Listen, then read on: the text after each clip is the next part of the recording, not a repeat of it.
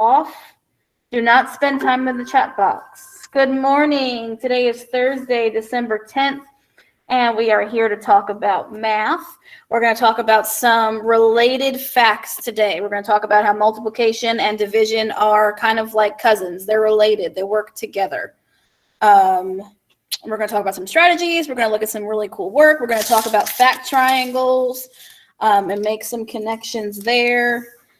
And then after that, you're going to show what you know by being in your Google Form activity, and then we're going to head to Reflex. And then after that, you have the rest of your math time. Math ends at 11, and then you have the rest of your afternoon. So here we go. Multiplication and division are the big things that we do in third grade because we've already pretty much mastered how to add and subtract. So these come next. Once you know how to add and subtract, you can build onto it and learn how to use those facts different ways. And that's when you start multiplying and dividing. On the left in the pink, we have multiplication and some keywords that help us know when it's time to talk about multiplying. When we see words like multiply, times, twice, product, double, triple, words where we're going to have more and more and more of something repeated. The word area is on here. After Christmas time, we're going to talk about things called area and perimeter that you may have seen in second grade that we talk a lot about in third grade, and we use multiplication to answer those problems. In the middle, you have this pink and orange X, a pink and orange dot, and those two weird half circle things. These are all symbols of multiplication. Anytime you see the X, the multiplication symbol, you know it's time to multiply. On computers, sometimes you'll see this big circle, this dot in between two numbers. Those are the factors. It's telling you to multiply. And after Christmas, we're going to talk about these parentheses. We've seen them a little bit in reading. That's where they put more information about a word in the parentheses. And when you see numbers in parentheses, it tells us that it's time to multiply them.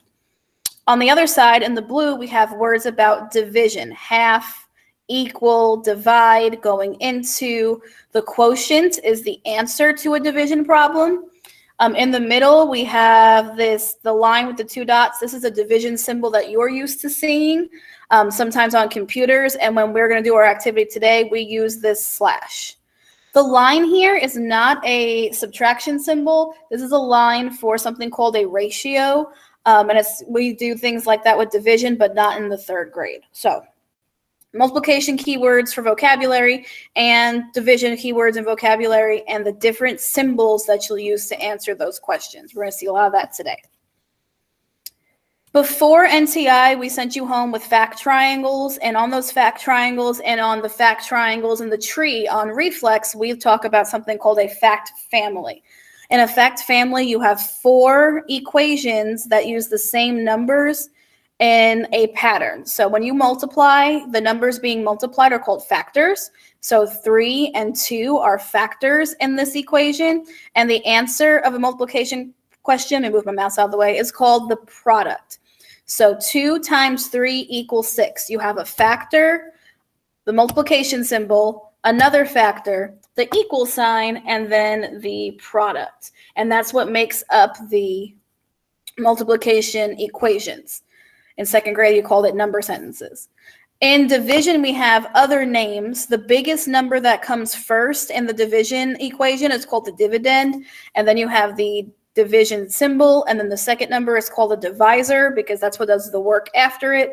And then you have the equal sign, and the quotient, like I said on the last slide, is the answer to a division problem. But that's our vocabulary. But what we're looking at is in the middle. It's 4 equations that work together using the same numbers to show that relationship. So yesterday we talked about flip-flop facts. We've called them turnaround facts. The fancy math calls them commutative property because the numbers work together like a community. 3 times 2 is the same thing as 2 times 3. You made a raise yesterday that showed how the numbers might change, but the math looks the same. When you divide, though, because we're going from big to small, the biggest number in your group always comes first, but the second number, the divisor, can change. 6 divided by 3 is 2, and 6 divided by 2 is 3 because of the way that the numbers worked in the fact family. We're going to watch a really quick video. If you can't see or hear, I'll put it on the classroom, and then there's a second video for you to review in the Google form. So we're not going to watch the whole video, I don't think. We're just going to check in and talk about the relationship and then get started. Oops.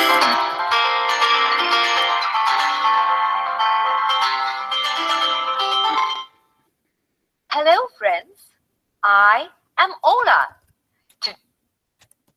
Well, maybe she doesn't want to be watched. Let's try that again. Maybe it's me. The computers have been kind of weird again today. Grammarly does more than catch errors. With Grammarly, you can find really good. No. All right, friends. I think we're good now. The factors. There we go.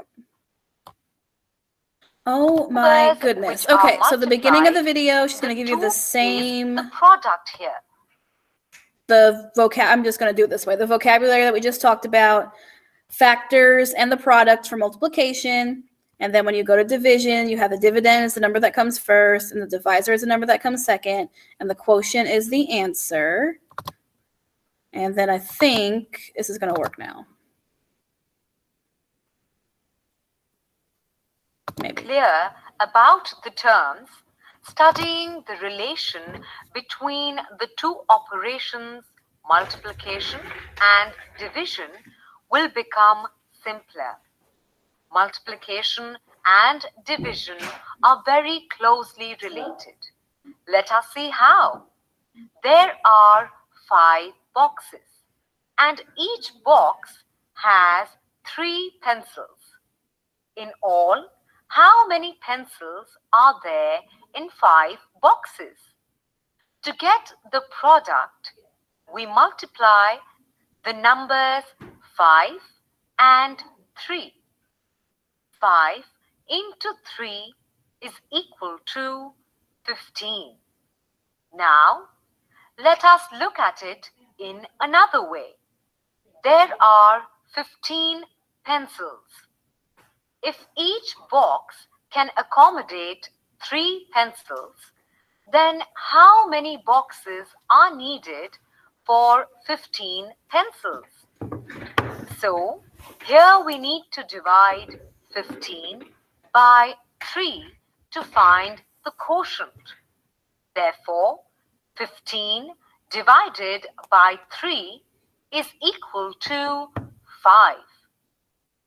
Given that there are 5 boxes and 15 pencils, how many pencils are there in each box? Head to the chat box. There's 5 boxes. And, oh, hold on. Here, don't go to the chat box. We divide Never mind. 15 by 5 to find the quotient. So, 15 divided by 5 is equal to 3. From the same example used, we got to know an interesting fact about multiplication and division, which is division is the inverse of multiplication. They say inverse, and inverse is the opposites. They work together. So we know that there were 15 pencils in the box because we have the 5 boxes with the pencils, and then we have 15 divided by 3 is 5, and 15 divided by 5 is 3. Now I need your help, and this is where I need you to head to the chat box. I don't know how well you can see it. We are going to take this fact triangle, and you are going to help me list the 4 equations. My numbers are 48, 6, and 8. Head over to that chat box and start typing in some equations that I can build using the symbols and these 3 numbers. What do I start with? I'm going to take a second to fix the boxes here so you can see them while you guys start typing.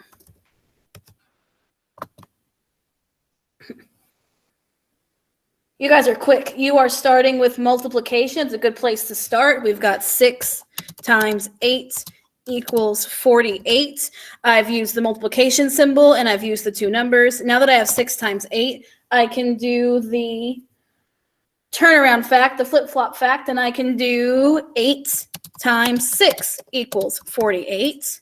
And now that I've done my 2 multiplication, I have 2 division problems, and you're doing a great job of using the symbols in the chat. 48 divided by 6 equals 8. 48 divided by 8 equals 6. Now, remember that the only numbers you're going to use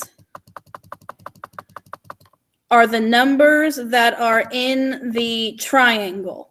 It's not a trick. You don't have to think of different numbers. And really, for what we're doing right now, you don't even have to do the math. That's not what the teacher's supposed to say, but you don't even have to worry about doing the math and thinking, what's the answer? What number do I use? I just use the 3 numbers in the equation. So as long as your number sentences have the 3 numbers in the triangle, then you're on the right track. So I've got 6, 8, and 48 in all 4 equations. I have 2 multiplication and 2 division. So I've completed the first fact triangle. So fantastic job, wonderful people. I'm going to go to the next one. We have one more we're going to do. And while I fix our box, you are going to start listing some equations in the chat box for 16, 8, and 2. What equations can I make with 16, 8, and 2? I like these triangles, and I think the ones that we sent home with you have that too. There's a star on top of the biggest number to let you know that this is that is the biggest number. So that's always the top of the triangle. It's a good tip to remind you. Multiplication first, 2 times 8 equals 16, which means 8 times 2 is equal to 16. Checking the chat box, making sure that we're okay. I'm not seeing as many division problems. There we go. 16 divided by 8 is equal to 2. 16 divided by 2 is equal to 8. I've made 4 equations. They've used all 3 numbers, and I can check it to make sure that that is correct. So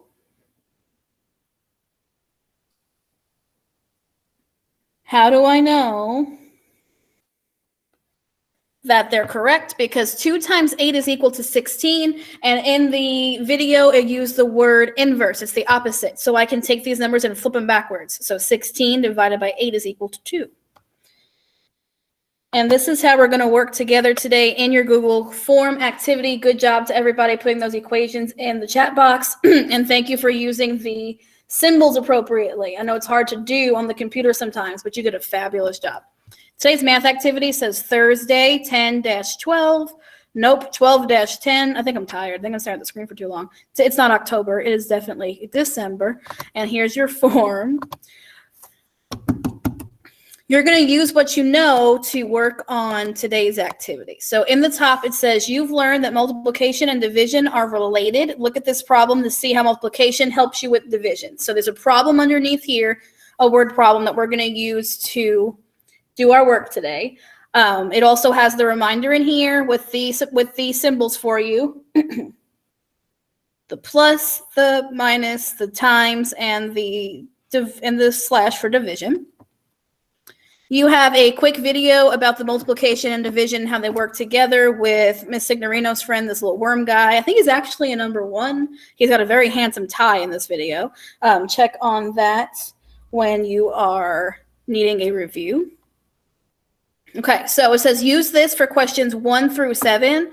And questions number 1, 2, 3, 4, 5, 6, and 7 on this form is going to ask you about the problem, and this is it. Kenny has 24 marbles. He puts some of the marbles into 3 bags.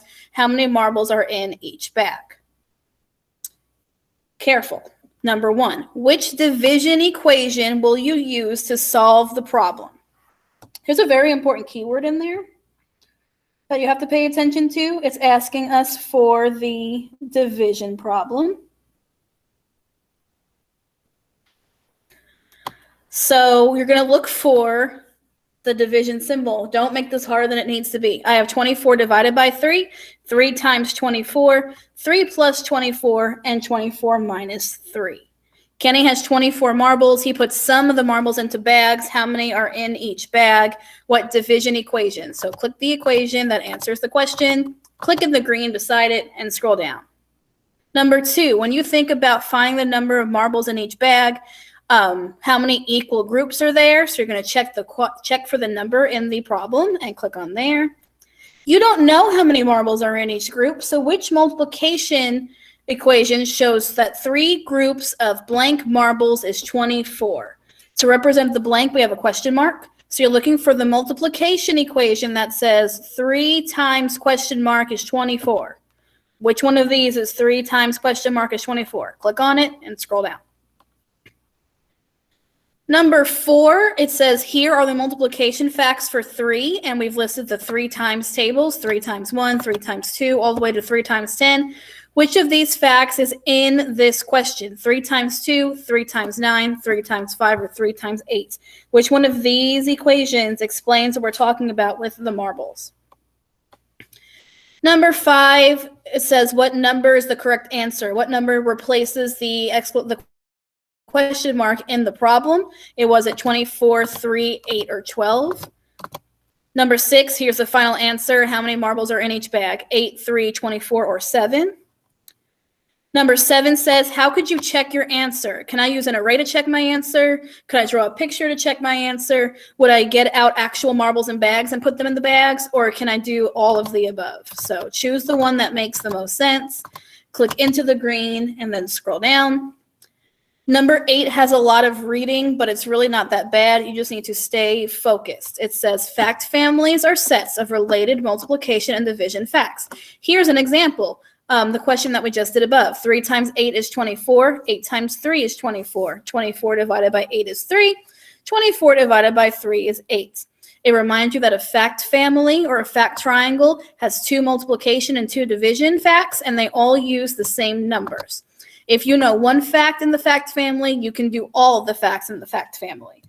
The unknown number is what's missing. Choose any fact to help you. And then it says, here it is. You might need question mark divided by 9 equals 6 to solve the question. Write the fact in the fact family so you know. You can use an array to help you. Which number is the missing number in blank divided by 9 equals 6?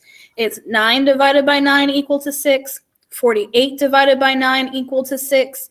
6 divided by 9 equals 6. Or 54 divided by 9 equals 6. Which one of these numbers is the missing number? 9, 48, 6, or 54. Pick your answer, scroll down. Here's a fact family. 3 times 5 is 15. 5 times 3 is 15. 15 divided by 3 is 5. What's the missing number sentence? Is it 15 plus 3, 15 divided by 5, 15 times 5, or 3 times 15? What's the missing factor? Or the missing equation, sorry. And then for number 10, same directions. 10 times 3 is 30. 30 divided by 3 is 10. 30 divided by 10 is 3. What's the missing multiplication equation? 30 times 3 is 10. 10 divided by 3 is 30. 30 plus 3 is 33, or 3 times 10 is 30. So, and then you press the bit when you're done. Whew.